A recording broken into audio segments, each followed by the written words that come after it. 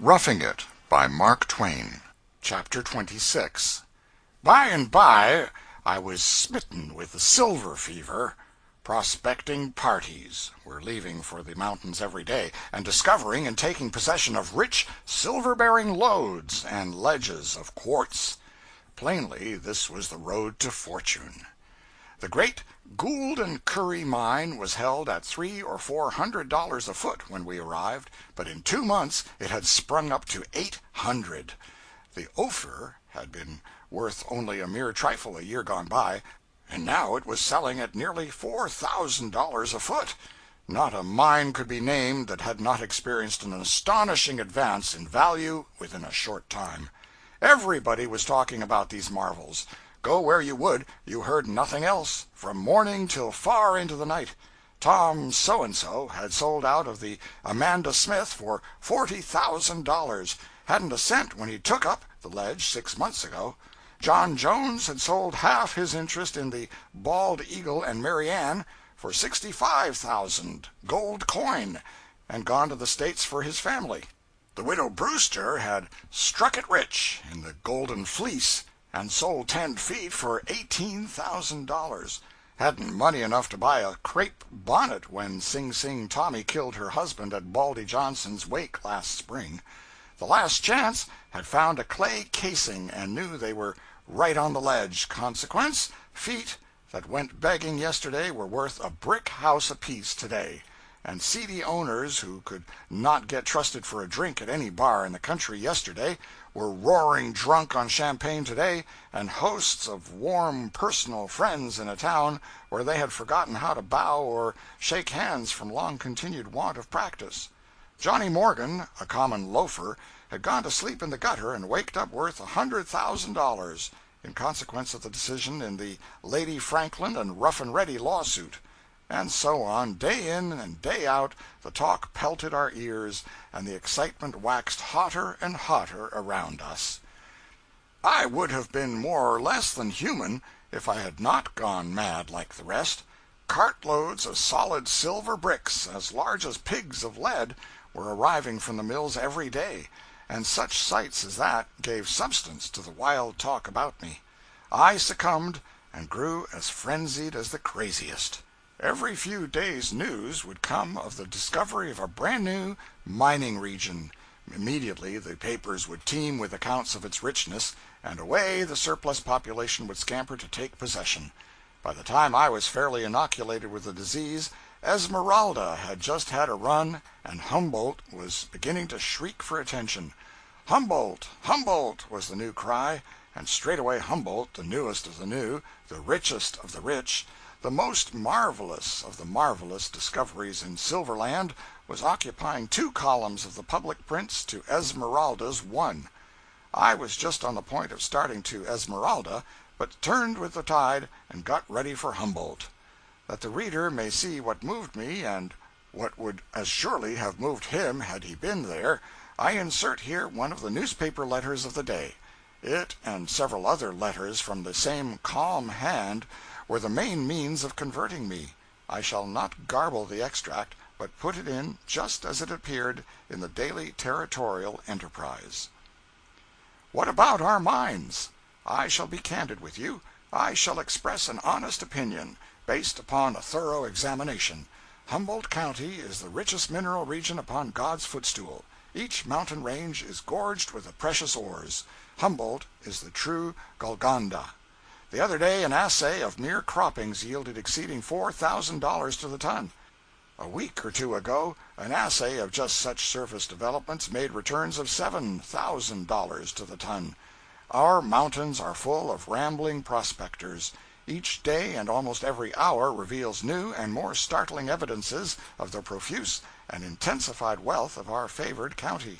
The metal is not silver alone. There are distinct ledges of auriferous ore. A late discovery plainly evinces cinnabar. The coarser metals are in gross abundance. Lately evidences of bituminous coal have been detected. My theory has ever been that coal is a ligneous formation. I told Colonel Whitman in times past that the neighborhood of Dayton, Nevada, betrayed no present or previous manifestations of a ligneous foundation, and that hence I had no confidence in his lauded coal mines. I repeated the same doctrine to the exultant coal discoverers of Humboldt. I talked with my friend Captain Birch on the subject. My Pyrrhonism vanished upon his statement that in the very region referred to he had seen petrified trees of the length of 200 feet. Then is the fact established that huge forests once cast their grim shadows over this remote section. I am firm in the coal faith. Have no fears of the mineral resources of Humboldt County. They are immense, incalculable. Let me state one or two things which will help the reader to better comprehend certain items in the above. At this time our near neighbor, Gold Hill, was the most successful silver mining locality in Nevada. It was from there that more than half the daily shipments of silver bricks came. Very rich and scarce, Gold Hill ore yielded from $100 to $400 to the ton, but the usual yield was only $20 to $40 per ton. That is to say, each 100 pounds of ore yielded from $1 to $2. But the reader will perceive by the above extract that in Humboldt from 1/4 to nearly half the mass was silver. That is to say, every 100 pounds of the ore had from $200 up to $350 in it. Some days later this same correspondent wrote: I have spoken of the vast and almost fabulous wealth of this region. It is incredible. The intestines of our mountains are gorged with precious ore to plethora. I have said that nature has so shaped our mountains as to furnish most excellent facilities for the working of our mines. I have also told you that the country about here is pregnant with the finest mill sites in the world. But what is the mining history of Humboldt? The Sheba mine is in the hands of energetic San Francisco capitalists. It would seem that the ore is combined with metals that render it difficult of reduction with our imperfect mountain machinery. The proprietors have combined the capital and labor hinted at in my exordium. They are toiling and probing. Their tunnel has reached the length of 100 feet. From primal assays alone, coupled with the development of the mine and public confidence in the continuance of effort, the stock had reared itself to $800 market value. I do not know that 1 ton of the ore has been converted into current metal. I do know that there are many lodes in this section that surpass the Sheba in primal assay value. Listen a moment to the calculations of the Sheba operators. They propose transporting the ore concentrated to Europe. The conveyance from Star City, its locality, to Virginia City will cost $70 per ton. From Virginia to San Francisco, $40 per ton. From thence to Liverpool, its destination, $10 per ton. Their idea is that its conglomerate metals will reimburse them their cost of original extraction, the price of transportation, and the expense of reduction, and that then a ton of the raw ore will net them $1,200. The estimate may be extravagant. Cut it in twain, and the product is enormous, far transcending any previous developments of our racy territory. A very common calculation is that many of our mines will yield $500 to the ton. Such fecundity throws the Gould and Curry, the Ophir, and the Mexican of our neighborhood in the darkest shadow. I have given you the estimate of the value of a single developed mine. Its richness is indexed by its market valuation. The people of Humboldt County are feet crazy. As I write, our towns are near deserted. They look as languid as a consumptive girl.